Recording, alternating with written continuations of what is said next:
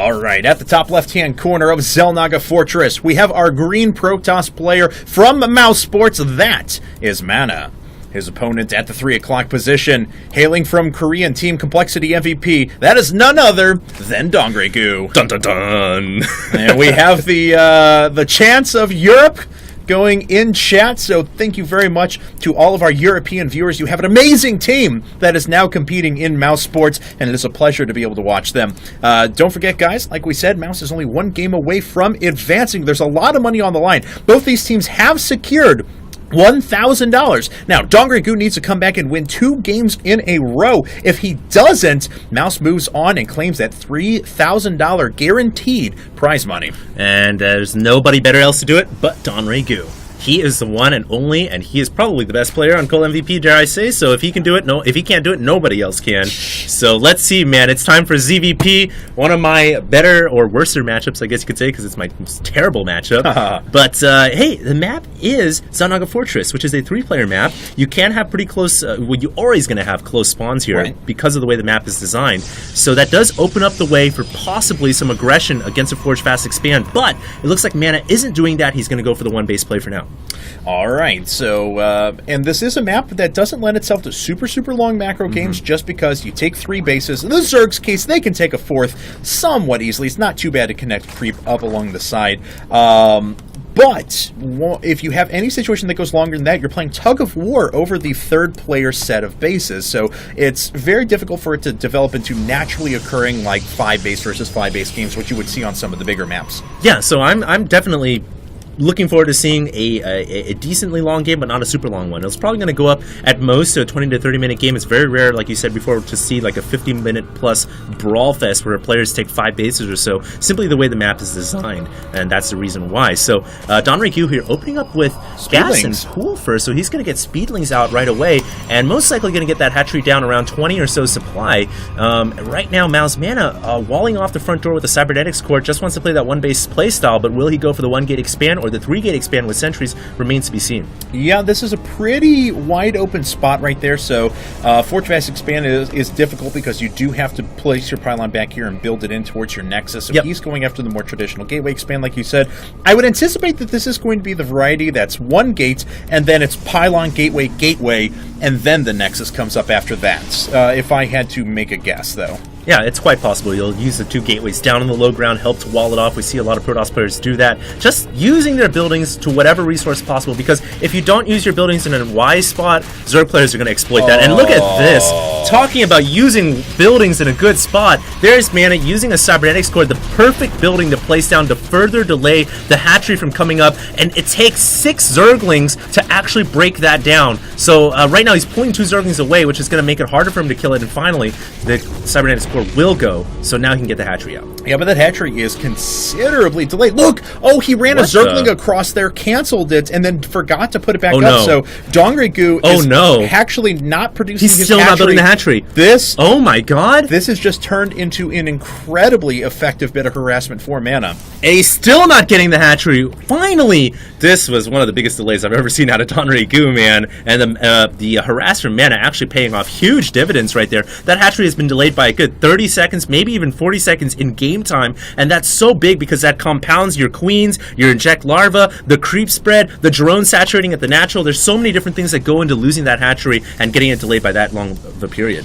Alright, so here we go. And ladies and gentlemen, if you're wondering about the age of these games, these were handed to us just before the cast. These were actually played just a couple of hours ago. So these games are very, very fresh, so you know that DongRaeGu is on top of his game at the moment. Just a little bit of a slip-up, an uncharacteristic slip-up from him. Yeah, I'm not too sure why. Maybe his nerves getting a little better of him, or maybe he just wasn't paying attention to the natural when he was worrying about the scouting probe. I just don't understand why he missed that up. It's just a very rookie mistake that you don't see pro gamers do too often. And now Mana's going to go ahead and get the natural down. He's got the Nexus first, just really taking pride in the fact that he killed off that, or he delayed that hatchery for so long. So why not get the Nexus up first? Just continue to compound your advantages in this game. Alright, so let's see here as DongRaeGu moving out with a couple of Zerglings to join the existing forces that he has sitting across the map. There's a Stargate! Yes, there is, as a matter of fact. 3-gate Stargate. Delayed Stargate, though, after the expansion. So, are these going to become Mass Phoenixes, or is he going to throw in some Void Rays to assist in some damage? My bet is on Phoenixes at the moment. Well, the thing here is, because that hatchery at the natural was so delayed, Queen production is going to be hampered as well. And I was talking about this before. A lot of things go into the fact, when you lose your hatchery, a lot of things get delayed as well. So if Queen production is going to be hampered here, Void Rays, I think, are going to be exceptionally powerful. If we look at the units tab, how many queens are there? There's 3 queens. Okay, so DongRaeGu actually built all of his queens out of his main hatchery to I guess, make up for the fact that the natural was so delayed. And we do have an evolution chamber down. Now, no semblance of layer tech. There it is. Okay, as soon as I say it, it comes up. Layer tech's coming up now, so we are going to see the possibility for Hydras and Spore Crawlers here pretty soon. And it is indeed a Void Ray that's coming up. Doesn't surprise me. He really wants to take advantage of the fact that that hatchery was delayed. But DongRaeGu has been a smart player, man. He's been a smart cookie. He's been building queens out of his main hatchery, knowing full well that Void Rays are a big possibility because his hatchery was so delayed. So he's got 3 queens out right now, 1 queen dedicated to spreading creep. And when you've got 3 queens, you can actually deal with 1 or 2 Void Rays pretty easily, as long as you've got a 4th queen on the way, if it's 2 Void Rays or more. Sure. And let's see here, as DongRaeGu doesn't quite have any anti-air yet. He has not picked up on that Stargate so far. He has just been sharking outside of his opponent's base with a few Zerglings. And if he can duck in there and get a couple of worker kills, it'd be pretty good for him. I like the force field, though. Very nice. You know what Mana said right there? Hey, if you're going to run in and kill some of my pros, so you're going to stay in here, and I'm going to force these Zerglings to die. But he's going to lose a sentry because of that. Oh. I like that play by DongRaeGu, picking off that sentry. Well, now these Zerglings are going to go down. He's going to be as cost effective as possible if he's going to be locked in this prism, and he finally gets out of there. But he gets started as really cool for Mana, but then it ended up being not as cool as I think he would have liked. And the Overseer stops morphing into an Overlord because it knows it's going to die very quickly here. Well, got all the scouting he needed to see. Started as a good play from Mana, but now DongRaeGu was actually able to kill a sentry and force a ton of energy out of those out of those sentries. So it ended up being pretty good for him. And as you said, yes, DongRaeGu does know that these Void Rays are on the field. 1 Spore Crawler's already coming up, and we have multiple queens that are going to work on these Void Rays. Yeah, 2 queens going to work on 2 Void Rays right now. Not going to be very cost effective until the 3rd queen gets up there, and one of the queens goes down. That's not good for DongRaeGu. He's rushing to get Infestors out right now, but I don't think he had time to get Pathogen Glands out. So that means the Infestors will have to wait 25 seconds to get enough energy when they come out for a fungal growth, and a lot of investment in anti-air now from DongRaeGu. I'm a little surprised, actually, that he's investing so heavily into anti-air because he's already got Infestors coming. Why waste the drones into so many Spore Crawlers? Because now he's really hampering his production for the late game. Well, so we remember back at the Blizzard Cup Finals, remember back to game number 1 where DongRaeGu actually did a Roachling play that almost killed MMA outright and then ended up just straight up dying to air a Cloaked Banshee, really 3 Cloaked Banshees in conjunction with each other. So DongRaeGu, we know, is certainly susceptible to air, and it looks like Mana's taking advantage of that at the moment.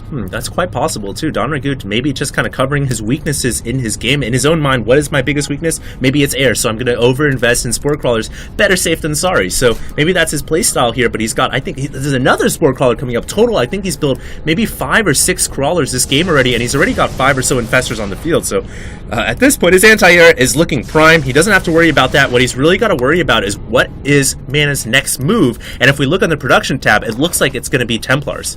Yeah, Templar Archons possibly here in a second. So maybe. We're going to have Blink Stalkers as well, as that's just finishing up. He has a few Stalkers on the ground now, possibly anticipating some sort of a switch to Spire Tech, but of course we know that that's not coming up at the moment. It's a heavy investment into melee and those Infestors. You know what, Cats? Oh, wow. Is he going for a big burrow blast here? Dun dun dun dun dun dun dun dun dun dun. All right. You know what? He's kind of got to do something, though, because he's not as far ahead in this game as you'd think he would be. Most Zergs should be ahead by 20 or so supply right now, but DongRaeGu isn't. Right. And he's got to make something happen. Right. With the investment into Stargate Tech, he should be way ahead in supply right now. Way ahead, and he's not. And he's going to try to get back in this game with some burrowed Festers. We'll see if this is going to work or not. He's burrowing all of his Infestors here. There's no observers on the field right now, ladies and gentlemen, but there is 2 photon cannons. 2 photon cannons are going to totally shut this down. DongRaeGu, you need to pull out of there, buddy. And he is going to get most of his infestors out alive, but man, this is just a wasted attack. And now feedback's going down. Oh my god, DongRaeGu just taking so much damage. This is not what DongRaeGu wanted to do, and Mana is in total control of this game. That was catastrophic for DongRaeGu there, and Blink is actually finished at the moment, so DongRaeGu needs to burrow these in a hurry. I don't know if he's under the assumption that there's observers out there as well. We know for a fact that there are not, and DongRaeGu just took a huge hit.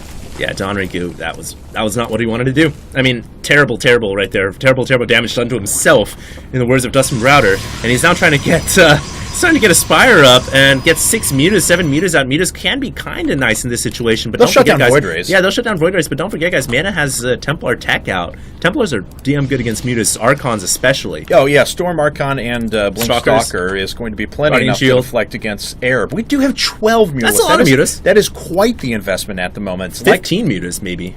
14. Wow. That's... So, all right. So, We'll see if he's able to pull that off. We'll find out. I would like to see him throw down some Spines and Spores in the middle of the map right now to help defend, but that's the flaw in this map. If you're Zerg, your third expansion, kind of hard to protect if you're going to get the one down in the bottom right-hand corner, as DongRaeGu has, rather than go for the pocket expansion. And it looks like Mana is making his move right now. He's going to be pushing onto the creep into the middle of the natural. Meanwhile, these 4 Zealots are going to get surrounded by the Zerglings, but this impending Protoss push, so big, so large, and can DongRaeGu hold this off or not? He's got to buy time by fungling. Is he going to do it? Yes, he will. One fungal goes down. A second fungal? No, he will not. Spine Crawler's kind of delay as much as possible. The second fungal comes down as well, and there's the Storm.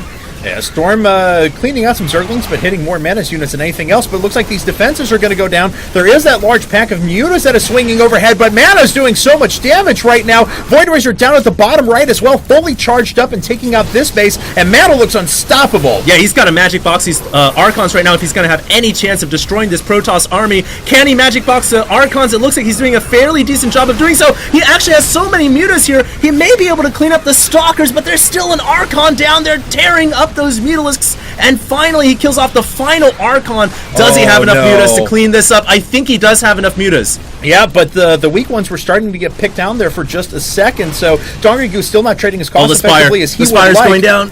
Cats, the Spire, down. Yeah, the Spire just went down.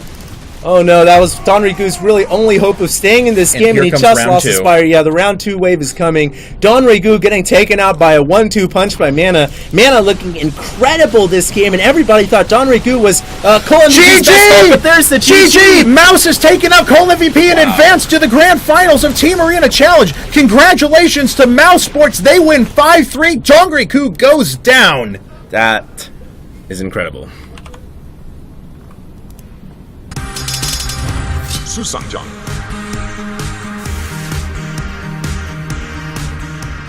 Oh man, Mana,